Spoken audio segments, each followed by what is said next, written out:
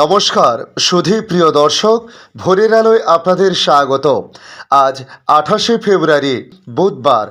ঘন ঘন পড়তে পারে বাজ, সাথে ঝড় বৃষ্টির ডাবল অ্যাকশন দক্ষিণবঙ্গের কয়েকটি জেলায় আজও রয়েছে। আবহাওয়া দপ্তরের পূর্বাভাস অনুযায়ী আজ এবং আগামী কয়েকদিন দক্ষিণবঙ্গের আবহাওয়া এবং উত্তরবঙ্গের আবহাওয়ার পরিস্থিতি কেমন থাকতে পারে, তার সঙ্গে ভারতবর্ষের অন্যান্য রাজ্যের আবহাওয়ার পরিস্থিতি কেমন থাকার সম্ভাবনা রয়েছে এবং বাংলাদেশ আবহাওয়া দপ্তর তাদের আপডেটে নতুন কি আপডেট তুলে ধরেছে, সেসব বিষয় আজ এই ভিডিওর মাধ্যমে আপনাদের সঙ্গে তুলে ধরার চেষ্টা করব। তাই দেখে নিন আজকের লেটেস্ট আপডেটে কি জানিয়েছে আবহাওয়া দপ্তর। ফেব্রুয়ারি মাসের বেলা বাড়তে খানিকটা চড়ছে উত্তাপ। ভোরের দিকে অবশ্য হালকা শীতশিলানি গতকাল আজও লক্ষ্য করা গেছে, তবে তার হচ্ছে না।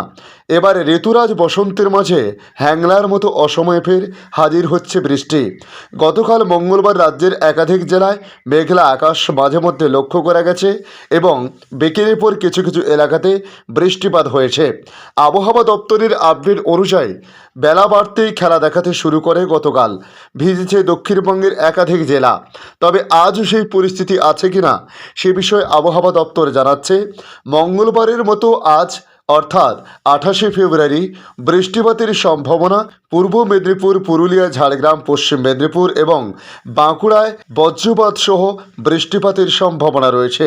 ওদিকে দক্ষিণবঙ্গের বাকি জেলাতেও বৃষ্টির সম্ভাবনা আজ সেভাবে না থাকলেও হালকা কিছুটা থাকছে, যদিও বিক্ষিপ্তভাবে বৃষ্টির সম্ভাবনা বেশি থাকবে না বলে জানিয়েছে আবহাওয়া দপ্তর। তবে আবহাওয়া দপ্তরের সূত্রে জানা গিয়েছে, উত্তর বঙ্গোপসাগরে একটি বিপরীত ঘূর্ণাবর্ত তৈরি হয়েছে। অন্যদিকে ছত্তিশগড় ও তেলেঙ্গানায় এই মুহূর্তে দুটি ঘূর্ণাবর্ত অবস্থান করেছে। এর জেরেই আজ বুধবার পর্যন্ত হালকা বৃষ্টিপাত হতে পারে বাংলাতে এবং উড়িষ্যার কিছু অংশে। ঘূর্ণাবর্তের পাশাপাশি পশ্চিমী ঝঞ্ঝা ও পূবালি হাওয়ার সংঘাতও রয়েছে। এর জেরে সাগর থেকে প্রচুর জলীয় বাষ্প ঢুকছে, ফলে বজ্রবিদ্যুৎ সহ বৃষ্টিপাতের সম্ভাবনার কথা বলা হয়েছে।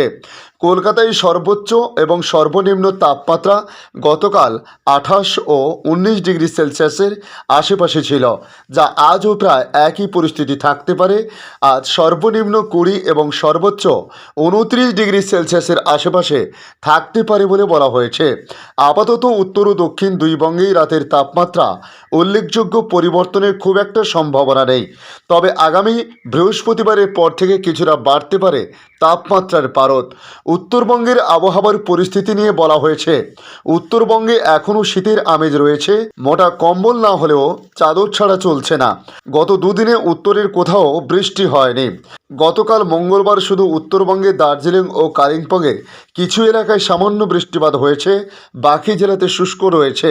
তবে আজ বৃষ্টিপাতের সম্ভাবনা উত্তরবঙ্গে খুবই কম বলে জানানো হয়েছে। এখন দেখে নেব বাংলাদেশ আবহাওয়া দপ্তর বাংলাদেশ নিয়ে কী জানিয়েছে।